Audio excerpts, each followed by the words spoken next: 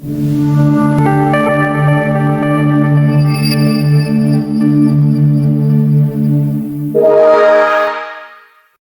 teman-teman, selamat datang pada video pembelajaran praktikum SAP 01 Fundamental Modul 3 bersama ERP Laboratory. Pada modul ini kita akan mempelajari unit 5 mengenai Accounting Foundation. Pada unit 5, kita akan membahas mengenai dua fungsionalitas pada Financial and Management Accounting, yaitu Financial dan Accounting. Saya, Cecilia Rahmi, dengan kode asisten SILL, akan menjelaskan beberapa figur. Sebelum masuk ke pembahasan figur, di sini saya akan menjelaskan terlebih dahulu mengenai perbedaan antara Financial dan Accounting. Jadi, Finansial merupakan bagian yang akan melakukan transaksi dan menangani masalah keuangan pada perusahaan, sedangkan Accounting merupakan bagian yang mencatat dan menangani masalah pembukuan dari transaksi pembukuan keuangan yang telah dilakukan oleh bagian Finansial.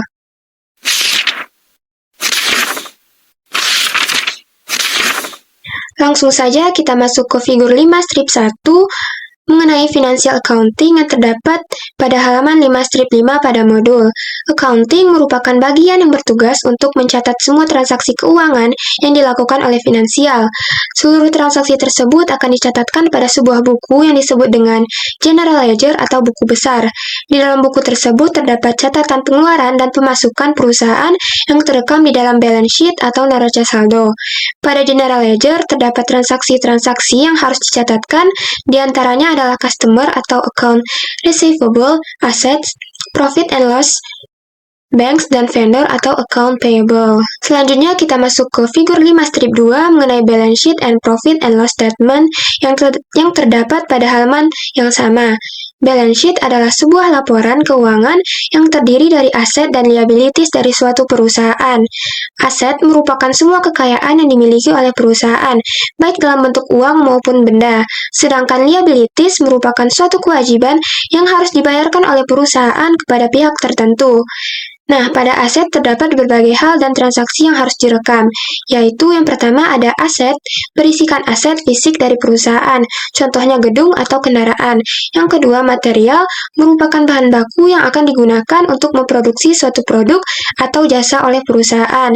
Yang ketiga, receivable, merupakan jumlah uang yang perusahaan berhak terima dari pelanggan, klien, atau entitas lainnya sebagai pembayaran atas barang atau jasa yang telah disediakan. Yang keempat ada bank account, merupakan uang yang disimpan oleh perusahaan di rekening banknya. Nilai yang tercantum dalam rekening bank mencerminkan jumlah uang yang tersedia untuk digunakan oleh perusahaan. Nah, bank account juga berpengaruh pada liquidity perusahaan, yaitu kemampuannya untuk memenuhi kewajiban keuangan jangka pendek. Selain itu, pada liabilities juga terdapat berbagai hal dan transaksi yang harus direkam. Antara lain, yang pertama, equity capital, merupakan modal yang harus dikeluarkan oleh perusahaan dalam menjalankan bisnisnya. Yang kedua ada loans, merupakan utang yang dipinjam oleh perusahaan dari pihak eksternal yang harus dibayarkan kembali dengan bunga atau biaya tertentu pada masa mendatang. Yang ketiga ada liabilities, merupakan tanggungan atau kewajiban perusahaan, seperti pajak yang harus dibayarkan dan juga vendor yang merupakan account payable. Nah, account payable adalah jumlah utang atau uang yang harus dibayarkan kepada vendor untuk barang atau jasa yang telah diberikan oleh perusahaan. Dari balance sheet, perusahaan dapat mengetahui jumlah pengeluaran dan pemasukan di perusahaan, apakah mengalami keuntungan atau kerugian, dan juga besarnya untung dan rugi yang dialami perusahaan tersebut.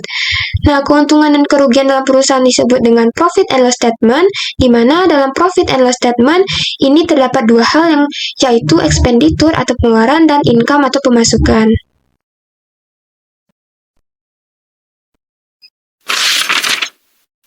Selanjutnya kita masuk ke figur 5 strip 3 mengenai chart of account yang terdapat pada halaman 5 strip 7.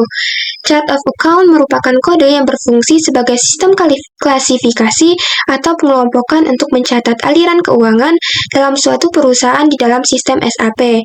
Bisa dilihat juga pada figur bahwa setiap company code hanya memiliki satu chart of account, sedangkan chart of account memiliki berbagai company code. Contohnya, chart of account merupakan pusat dari perusahaan dan company code adalah cabang dari perusahaan tersebut yang tersebar di berbagai tempat.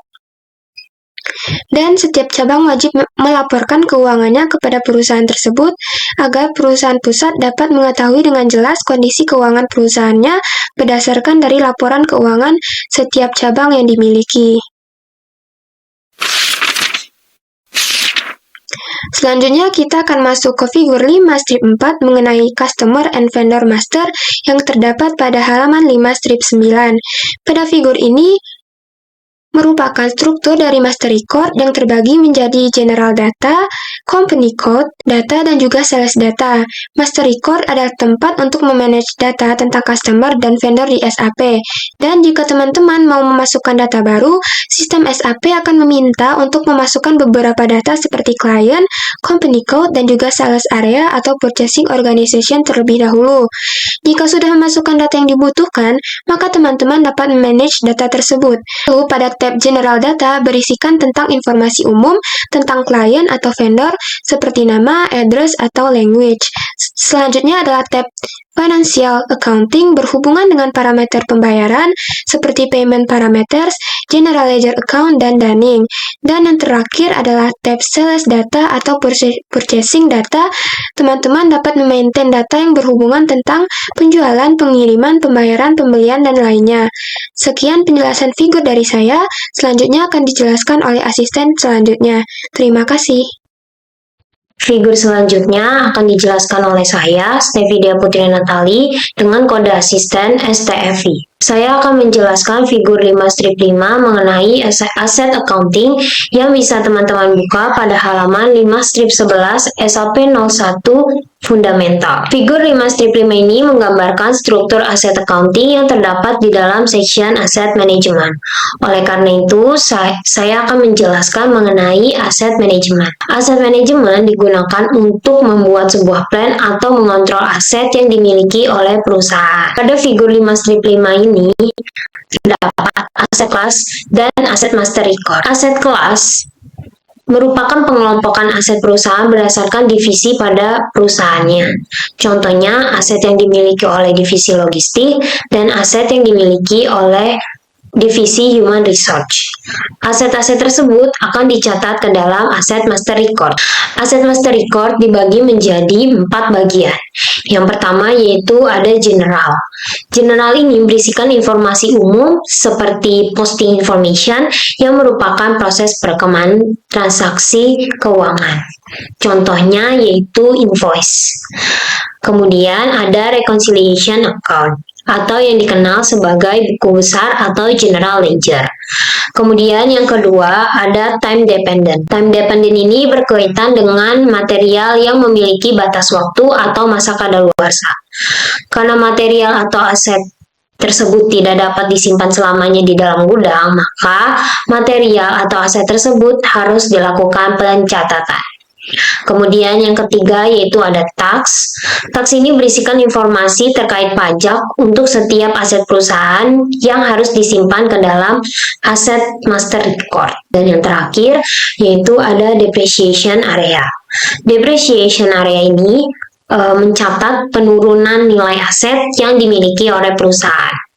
Contohnya, perusahaan memiliki kendaraan dengan harga 100 juta, setelah 1 tahun kemudian, harga kendaraan tersebut menjadi 70 juta. Jika perusahaan ingin membuat laporan aset dari master record, perusahaan dapat mencetak data tersebut dalam bentuk dokumen yang sudah tersusun menjadi sebuah list seperti yang terlihat pada gambar.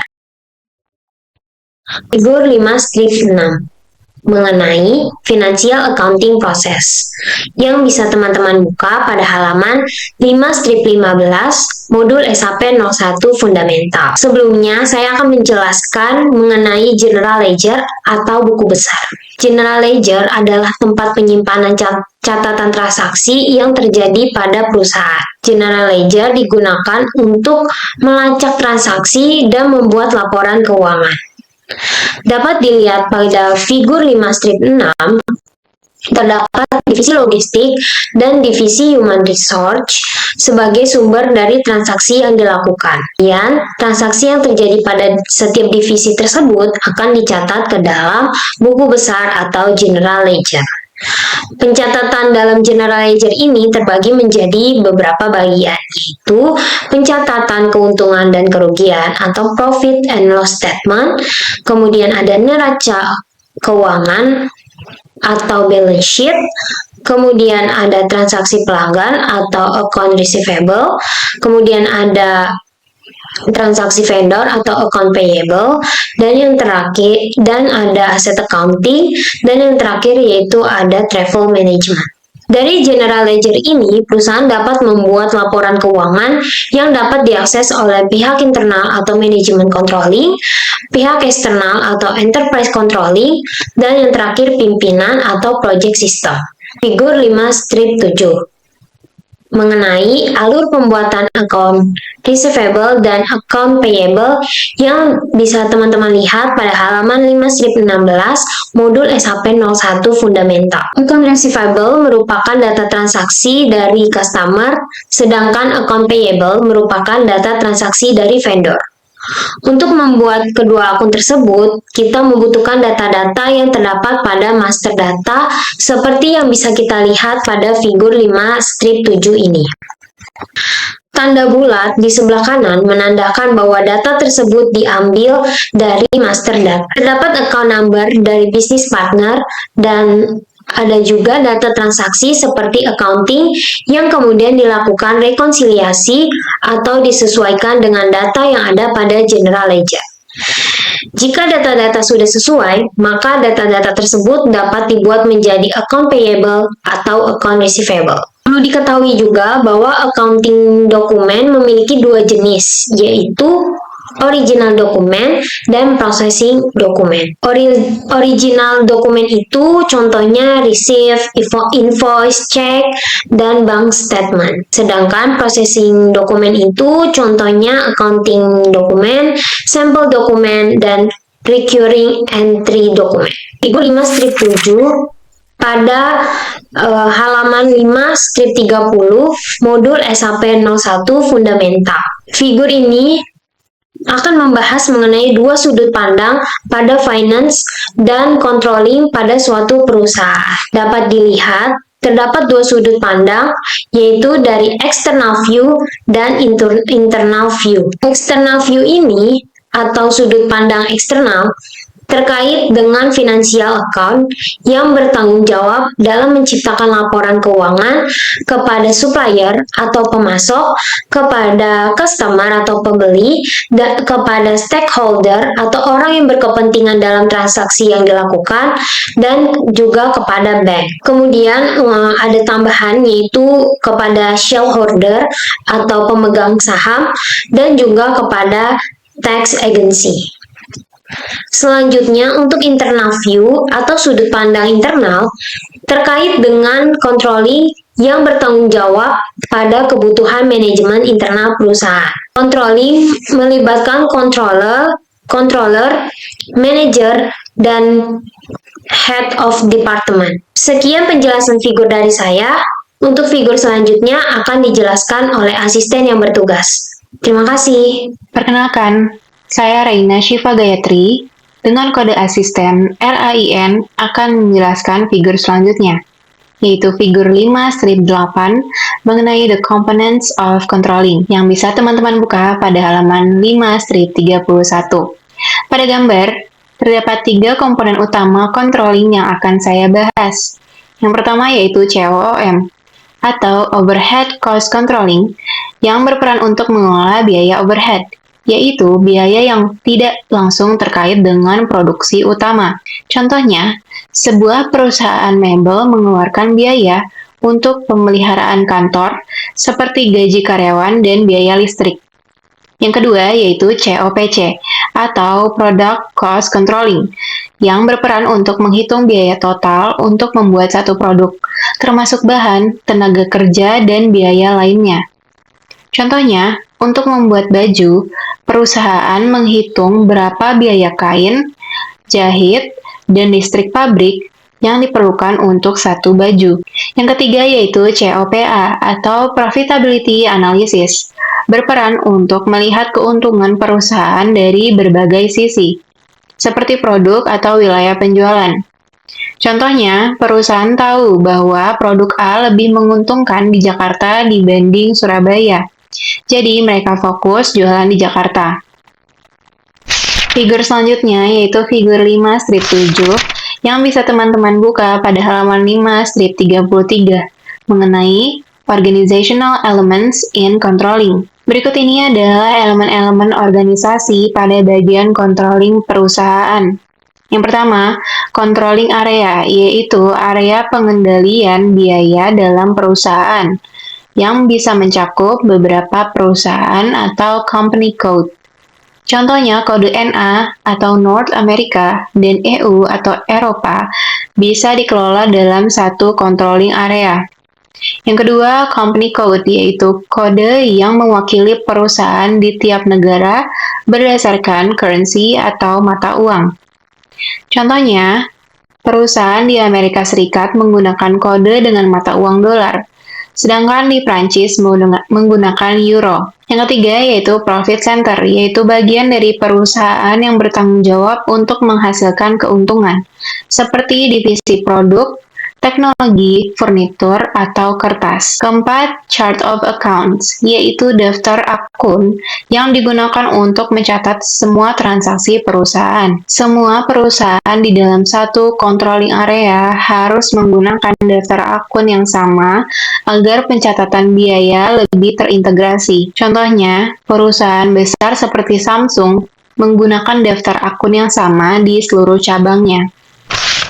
Kemudian kita lanjutkan, saya akan menjelaskan figur 5 strip 8 yang terdapat pada halaman 5 strip 34 mengenai overhead cost controlling. Overhead cost controlling adalah cara perusahaan mengelola biaya tambahan yang tidak terkait langsung dengan bisnis utama.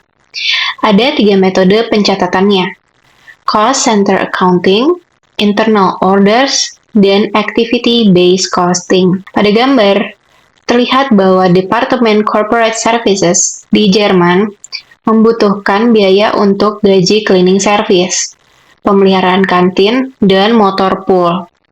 Karena sumber biaya ini sudah jelas, pencatatannya dilakukan dengan cost center accounting.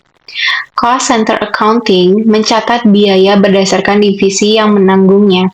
Misalnya, biaya pembersihan kantor akan dicatat di pusat biaya corporate services, sehingga divisi ini mengelola pengeluaran tersebut.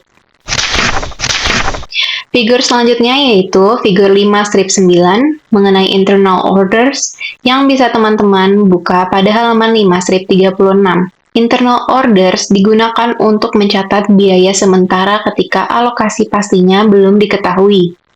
Ada 4 jenis utama. Yang pertama yaitu overhead orders, berperan mencatat biaya operasional non-produksi. Contohnya yaitu pembelian kendaraan untuk kantor. Yang kedua yaitu investment orders, digunakan untuk mencatat investasi, seperti pembelian aset.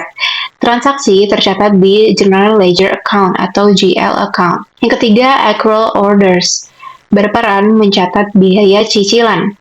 Biaya baru dialokasikan ke cost center setelah cicilan lunas. Yang keempat, orders with revenues, mencatat pendapatan dari aktivitas tertentu.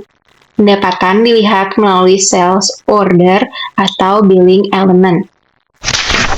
Kemudian saya akan menjelaskan figur 5 strip 10 yaitu activity based costing yang bisa teman-teman buka pada halaman 5 strip 37. Activity based costing atau ABC adalah metode pengendalian biaya yang mengidentifikasi pengeluaran berdasarkan aktivitas yang dilakukan perusahaan. Pada gambar ini terdapat beberapa elemen. Pertama yaitu COCCA atau Cost Center Accounting, berperan memantau biaya di setiap divisi, seperti pengeluaran operasional kantor, yaitu listrik, gaji, dan pemeliharaan. Kedua yaitu COABC, berperan mengukur biaya untuk setiap aktivitas bisnis, seperti manajemen inventaris atau pengiriman barang. Yang ketiga yaitu COPA atau Profitability Analysis, berperan mengevaluasi profitabilitas berdasarkan segmen pasar, seperti lini produk atau saluran distribusi. Yang keempat yaitu COPC atau Product costing, berperan menghitung biaya produksi, misalnya bahan baku, tenaga kerja, dan overhead pabrik. Irisan dari ketiga elemen ini membentuk ABC, yang membantu perusahaan menghitung biaya lebih tepat pada setiap produk atau layanan yang dihasilkan. Contohnya, menghitung biaya produksi smartphone, mengelola pengeluaran distribusi, dan menganalisis keuntungan dari segmen pasar tertentu. Sekian penjelasan figur 5 strip 10. Figur selanjutnya akan dijelaskan oleh asisten selanjutnya. Terima kasih. Perkenalkan, nama saya Anas Rizky dengan kode asisten NAZY. Pada kesempatan kali ini, saya akan menjelaskan figur 5 strip 11 mengenai product cost controlling. Product cost controlling digunakan untuk mengelola biaya yang berkaitan dengan manufacturing. Terdapat dua tahapan pada product cost controlling, yaitu planning process dan juga execution process. Kita mulai dari planning process, yang mana dimulai dengan forecasting atau meramalkan produk berdasarkan pada self-info system internalnya dan juga COPA eksternalnya. Sebagai contoh, misalkan kita melihat dari data penjualan sebelumnya yang selanjutnya akan kita gunakan untuk menentukan kira-kira rasa apa sih yang paling banyak disukai oleh customer. Kemudian lanjut ke sales operation planning. Di sini kita melakukan perencanaan untuk penjual. Kemudian lanjut ke demand management. Di sini kita menganalisis permintaan dari konsumen. Kemudian dilanjutkan ke MPS atau Master Production Schedule yang merupakan penjadwalan produksi. Kemudian kita lanjut ke MRP atau Material Requirement Planning. Di sini kita merencanakan material yang dibutuhkan yang berkaitan dengan procurement dan pengadaan bahan baku. Sebagai contoh, misalnya ketika kita akan membuat atau memproduksi sebuah produk, kira-kira material apa saja yang akan kita butuhkan. Kemudian kita masuk ke execution process, dimulai dari manufacturing execution, di mana pada tahap ini kita melakukan proses produksi. Kemudian yang terakhir lanjut ke order settlement. Di sini kita melakukan penyelesaian order by order. Sebagai tambahan, product cost controlling juga dapat digunakan untuk mengatur actual pricing atau material ledger. Di sini kita dapat menentukan dan juga mengontrol harga. Lalu ada cost object controlling. Di sini kita dapat melakukan controlling terhadap objek-objek seperti material dan juga berdasarkan time dan juga berdasarkan ordernya. Kemudian ada information system. Di sini kita dapat melihat report dan list dari cost di suatu perusahaan tersebut. Kemudian ada product cost planning. Di sini kita dapat mengasimilasikan dan juga mengoptimasi cost yang akan dikeluarkan.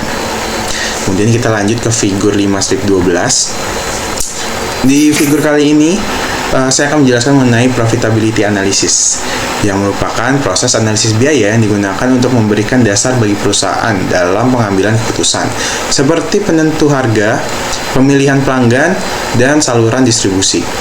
Skema dari profitability analysis ini yang terlihat pada gambar dimulai dengan pengambilan sampel dari produk yang sudah diproduksi. Selanjutnya dilakukan identifikasi karakteristik pada produk tersebut seperti negara, wilayah, sama penjual dan lainnya. Setelah karakteristik dan produk diketahui, analisis dilakukan untuk menghitung biaya, pendapatan, keuntungan yang dihasilkan, rencana penjualan, rencana produksi, serta besaran bonus yang akan diberikan. Semua informasi ini kemudian dicatat dan dimasukkan ke dalam General Ledger. Kemudian kita lanjut ke figur 5/13 mengenai Profit Center Accounting. ECPCA memberikan gambaran internal mengenai profit yang ada dalam perusahaan.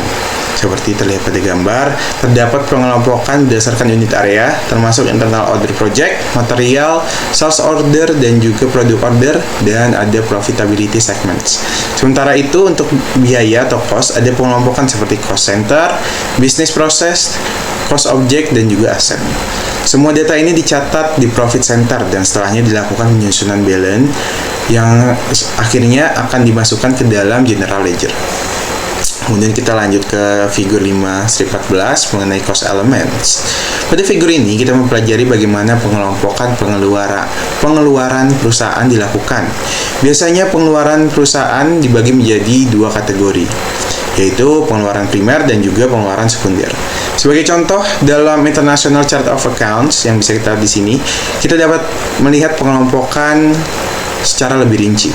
Seperti pada rekening pengeluaran atau expense account, terdapat dua akun yang masing-masing memiliki pengeluaran primernya sendiri, seperti akun 476.000 memiliki pengeluaran sebesar $450, sedangkan akun 410.000 memiliki pengeluaran sebesar $750.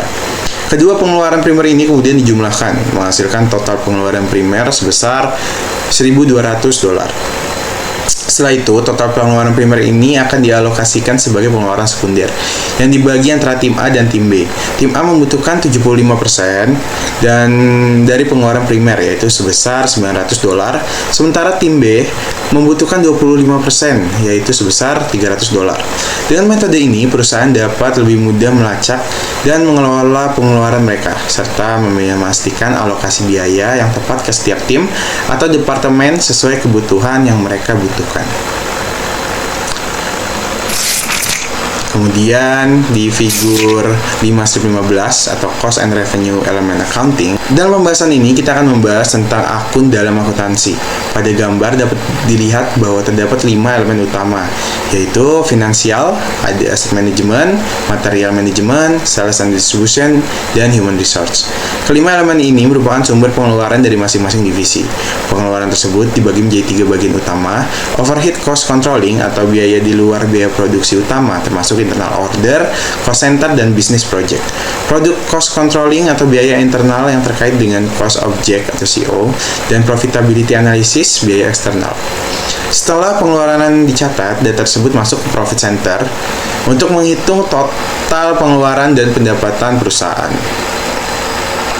Sekian video modul SAP 01 Fundamental Praktikum Modul 3 tentang SAP Teknologi. Semoga video ini bermanfaat bagi teman-teman semuanya, dan sampai jumpa di video selanjutnya. Terima kasih.